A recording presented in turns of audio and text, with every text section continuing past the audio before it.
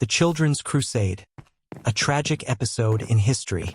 The Children's Crusade is one of the most heartbreaking and tragic episodes of the Crusades, reflecting the emotional and spiritual fervor of medieval Europe, but also its tragic miscalculations and consequences. It occurred in 1212 and involved thousands of children, mainly from France and Germany, who set out with the intention of peacefully reclaiming Jerusalem from Muslim control. Their journey ended in disaster, and the Crusade has since become emblematic of the innocence lost in the religious and political turmoil of the era. This exploration delves into the origins, events, and consequences of the Children's Crusade, examining its causes, the involvement of the Church, and the devastating impact on the children who participated. 1. The origins of the Children's Crusade. Religious context and ideals. By the early 13th century, Europe was deeply influenced by religious zeal, with the idea of holy war as a legitimate way to spread Christianity and reclaim sacred sites like Jerusalem. This fervor also spilled over into the belief that the Holy Land should be liberated, even by the youngest members of society. The call for a children's crusade emerged as part of the broader religious atmosphere that saw people of all ages, including peasants and the lower classes, being swept up in the ideals of crusading. The Crusades had become an institutionalized form of religious warfare, endorsed by the papacy, which promised spiritual rewards for those who took part. The prophetic and religious roots. The Crusade was also shaped by religious prophecies. Several medieval figures, including Stephen of Cloyes, a French shepherd, and Nicholas of Cologne, a German boy, claimed to have received divine visions that led them to believe that it was their destiny to peacefully reclaim Jerusalem, and that the sea would part to allow them to march to the Holy Land. Religious fervor, combined with the appeal of divine intervention, attracted large numbers of children, many of whom saw this as a way to directly serve God. 2. The journey and the events of the Children's Crusade. The French Children's Crusade, 1212. The movement began in France in 1212, when Stephen of Cloyes, a 12-year-old shepherd, allegedly received a divine vision calling on him to lead a crusade of children to reclaim Jerusalem. Stephen's followers, many of them young peasants, numbered in the thousands. They traveled from village to village, gathering children and inspiring a fervent belief that they would peacefully capture Jerusalem. The children marched southward toward the Mediterranean, but their journey was fraught with hardship. The logistics of feeding and sheltering such a large group of impoverished children were unsustainable, and many died from starvation, disease, or exhaustion. The German Children's Crusade. Meanwhile, a similar movement occurred in Germany, led by Nicholas of Cologne, who also claimed to have been called by God to lead a group of children on a crusade. Nicholas's group began their march across Europe, but, like the French children, they encountered insurmountable obstacles. The children faced treacherous conditions, and many succumbed to disease and harsh weather. Both the French and German movements ultimately ended in failure. The children were promised a safe passage across the Mediterranean, but instead, many were sold into slavery. 3. The tragic end and aftermath. The betrayal and enslavement. The French children, after enduring a long, grueling journey, reached the southern coast of France, intending to cross the sea and reach the Holy Land. However, they were betrayed by unscrupulous merchants who promised to transport them across the sea but instead sold them into slavery. It is believed that many of the children were taken to North Africa and sold into servitude, their fate sealed by the deception of those who preyed on their innocence and faith. The fate of the German children was similarly tragic. After reaching the Mediterranean, many were either sold into slavery or perished along the way. The psychological and social impact. The Children's Crusade had a profound psychological impact on medieval Europe. It reinforced the dangers of blind religious zeal and the vulnerability of the most innocent members of society. The Church's involvement, although indirect, became a subject of controversy. While some sources claim that the Pope expressed disapproval, the Church did little to stop the movement.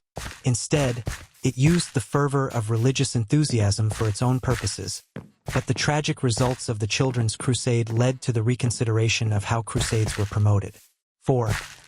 The role of the Church in the Children's Crusade. Papal involvement and approval.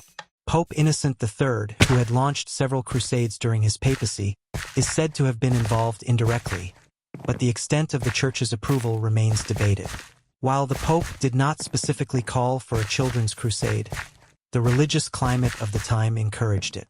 The Church had called for various crusades, including the Albigensian Crusade, and had the power to provide spiritual incentives for those who took part. However, after the failure of the Children's Crusade, the papacy distanced itself from the event, and some church leaders condemned the exploitation of the children's religious zeal. 5. The legacy of the Children's Crusade. The tragic symbolism of innocence and faith.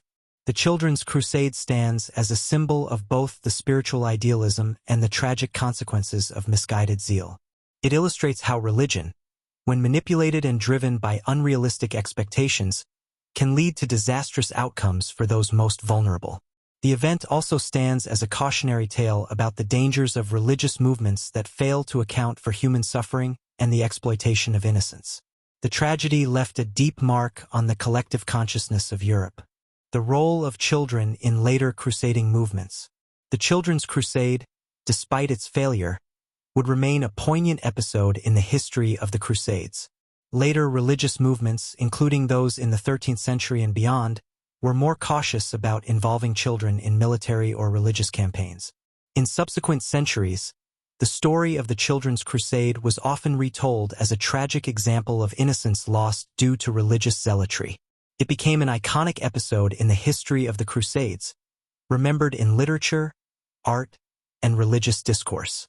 6. The moral lessons and historical interpretations. Lessons of religious zeal.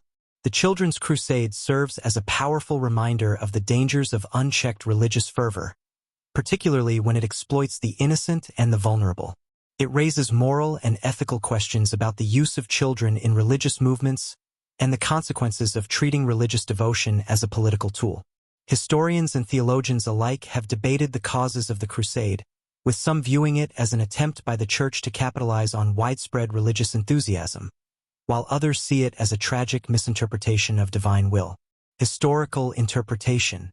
The story of the Children's Crusade remains a topic of historical debate. Some scholars question the historical accuracy of certain details, such as the exact number of children involved or the extent of the papacy's involvement. However, the event's legacy as a tragic episode of misguided faith remains a crucial part of Crusade history. Conclusion. 7. The Children's Crusade in literature and art. The Children's Crusade has captured the imagination of writers, poets, and artists throughout history. Its tragic nature, involving innocent children caught in the crossfire of religious and political forces, has made it an enduring symbol in Western culture. Medieval literature and chronicles. Early chronicles of the Children's Crusade, including accounts by Jacques de Vitry and other historians, portrayed the event as a tragic failure of divine guidance. These texts were among the first to circulate the idea of the children as innocent victims of the crusading cause. Jacques de Vitry, in particular, framed the Children's Crusade as a case of misguided enthusiasm, where poor children from across Europe were led to believe in a divine mission, only to suffer cruelly at the hands of unscrupulous merchants and traders. His account suggests that many of the children, driven by a spiritual call, were tricked and enslaved. Artistic depictions. The Children's Crusade has been portrayed in several medieval and later artworks, often emphasizing the innocence and helplessness of the children. The depiction of these children as martyrs of faith draws on medieval artistic conventions of religious martyrdom, making the event a powerful image of sacrifice.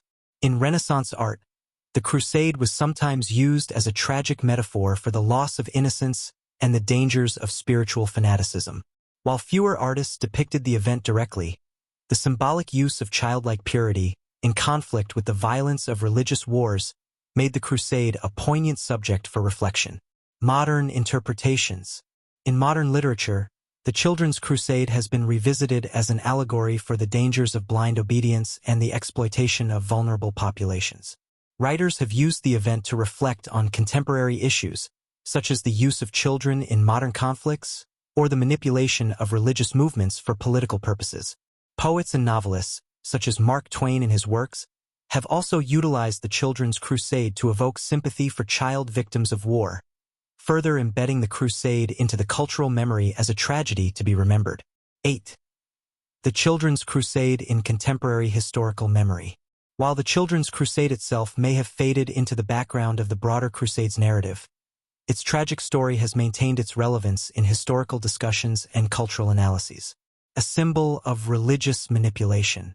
The Children's Crusade has become a powerful symbol of the danger of religious manipulation, where vulnerable populations, especially children, are exploited for political or spiritual purposes. Scholars often use the Crusade to discuss the ethics of religious movements, pointing out the perils of blind faith and how religious zeal can be harnessed to rally people toward a cause that results in immense suffering and death. Educational lessons. The Children's Crusade serves as an educational tool for understanding medieval spirituality and religious enthusiasm, offering insight into how faith and propaganda were used to galvanize entire communities, often with disastrous results. Some modern educational discussions about the Crusades refer to the Children's Crusade as an example of how children, often seen as symbols of purity and innocence, were tragically manipulated into religious warfare. Reflection on modern social issues.